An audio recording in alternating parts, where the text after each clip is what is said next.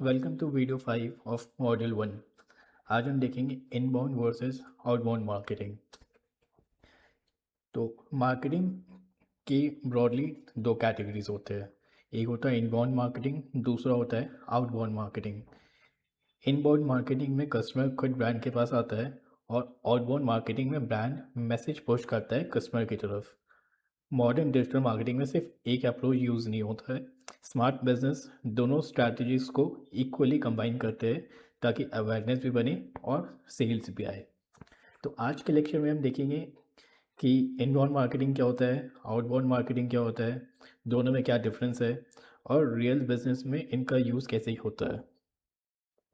At the end आप ये समझोगे कि इनबाउंड मार्केटिंग को कहाँ पे यूज़ करना है और आउटबाउंड मार्केटिंग को कहाँ पे यूज़ करना है। First, what is inbound marketing?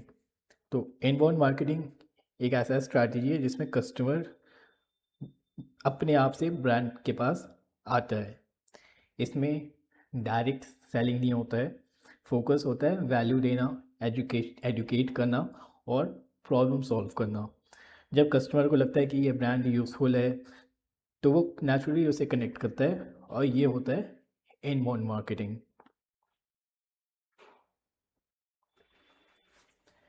Next है इनबाउंड मार्केटिंग के कुछ एग्जांपल्स।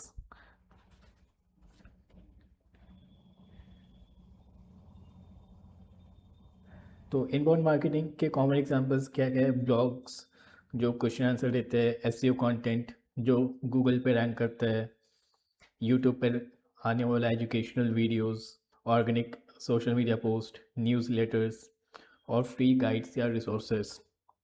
फॉर एग्जांपल गूगल पे कोई प्रॉब्लम सर्च करते हो और ब्लॉग से सोल्यूशन मिल जाता है, तो ये होता है inbound marketing. Next, inbound marketing characteristics. तो इनबाउंड मार्केटिंग जो है वो पुल बेस्ड होता है। कस्टमर को अट्रैक्ट किया जाता है, फोर्स नहीं किया जाता इसमें। ये कंटेंट ड्रिवन होता है और कस्टमर के नीड्स पर फोकस करता है। यहाँ पे ट्रस्ट धीरे धीरे बिल्ड होता है लेकिन लॉन्ग टर्म रिजल्ट यहाँ पे मिलता है हमें। नेक्स्ट है हमारा what is inbound outbound marketing. Outbound marketing बिल्कुल अपोजिट होता है। इसमें ब्रांड एक्टिवली अपना मैसेज को पुश करता है, चाहे कस्टमर इंटरेस्टेड हो चाहे ना हो। तो यहाँ पे कस्टमर कोई और काम कर रहा होता है और बीच में ही ऐड आ जाता है। फोकस यहाँ पे ज़्यादा प्रमोशंस पे होता है और सेल्स पर होता है। जैसे एग्जांपल, आप जैसे यूट्यूब पे कोई वीडियो देखते हो और वीडियो देखते देखते वहाँ पे ऐड चलने लग जाता है, तो ये एक एग्जांपल है आउटबाउंड मार्केटिंग का। हाँ, कुछ एग्जांपल्स देखते हैं आउटबाउंड मार्केटिंग के। तो आउटबाउंड मार्केटिंग में टीवी एड्स, कोल्ड कॉलिंग मतलब कि ऐसे ही रैंडम किसी ने कॉल कर दिया आपको अपने बिजनेस के बारे में बताने के लिए। SMS marketing, Google paid ads, social media advertisement और वेबसाइट बैनर एड्स। ठीक है, एग्जांपल मैंने आपको बताया यूट्यूब का कि आप यूट्यूब पे वीडियो देख रहे होते हो और अचानक से बीच में ऐड चलने लग जाता है, ये होता है आउटबाउंड मार्केटिंग। अब देखते हैं आउटबाउंड मार्केटिंग कैरेक्टरिस्टिक्स। तो आउटबाउंड मार्केटिंग पुश बेस्ड होता है, इनबाउंड क्या था, पुल बेस्ड होता था। और आउटबाउंड मार्केटिंग मोस्टली पेड होता है। इसका बेनिफिट क्या होता है कि फास्ट विजिबिलिटी होता है और क्विक रीच मिलता है, जल्दी ज़्यादा से ज़्यादा लोग देख पाते हैं और ज़्यादा से ज़्यादा लोग तक ये पहुंच जाता है। लेकिन ट्रस्ट जो है यहाँ पे इनिशियली कम होता है और जैसे ही बजट ख़त्म हो जाता है रिजल्ट भी आपका यहाँ पे रुक जाता है। नेक्स्ट है इनबाउंड मार्केटिंग फनल रोल। तो इनबाउंड मार्केटिंग फनल के टॉप और मिडिल स्टेजेस में ज़्यादा स्ट्रॉन्ग होता है। इनबाउंड मार्केटिंग फनल के टॉप और मिडिल स्टेजेस में ज़्यादा स्ट्रॉन्ग होता है।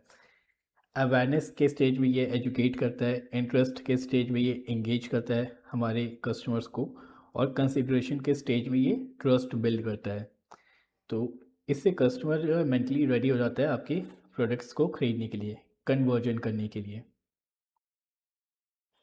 अब देखते हैं आउटबाउंड मार्केटिंग फनल रोल। तो आउटबाउंड मार्केटिंग फनल के अवेयरनेस और कन्वर्जन स्टेज में ज़्यादा इफेक्टिव होता है ये। जैसे product launches, limited time offers और इंस्टेंट एक्शन लेने के लिए आउटबाउंड मार्केटिंग का यूज़ किया जाता है।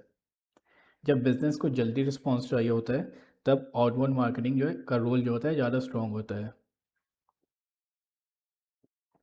नेक्स्ट है इनबाउंड वर्सेस आउटबाउंड कंपैरिजन। तो इनबाउंड मार्केटिंग पुल बेस्ड और ट्रस्ट फोकस्ड होता है। आउटबाउंड मार्केटिंग पुश बेस्ड और प्रमोशन फोकस्ड होता है। इनबाउंड रिलेशनशिप बिल्ड करता है और आउटबाउंड क्विक अटेंशन लाता है। दोनों का पर्पस अलग होता है, इसलिए इन दोनों को एक साथ यूज़ करना बहुत इम्पॉर्टेंट होता है। कुछ कॉस्ट कंपैरिजन देखते हैं।